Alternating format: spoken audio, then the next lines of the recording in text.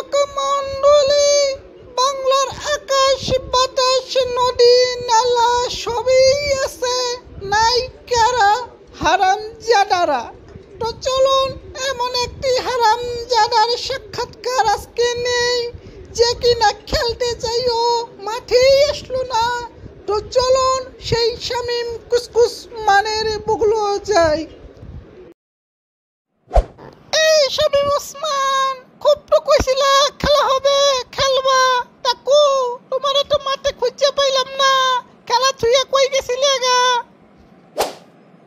আরে বেটা, কিসের খেলা, কিসের খেলমু? আমি তো কইছিলাম ক্ষমতায় থাকতে, ক্ষমতায় গেলাগা কি খেলা যায় রে? এই শামীম ওসমান, আপনি তো ক্ষমতা থাকতেই পলাতক, ক্ষমতা থাকতেও তো খেলতে নামেন নাই কেন? ভয় পাইছেন নাকি? আমি কি আর এত বোকা? ক্ষমতায় থাকতেই আইয়া পড়ছি। আমি তো জানতাম যে ক্ষমতা থাকবে না, এই জন্য আমাকে মনে হয় নোবেল পুরস্কার দেওয়ার দরকার। কি কও তুমি?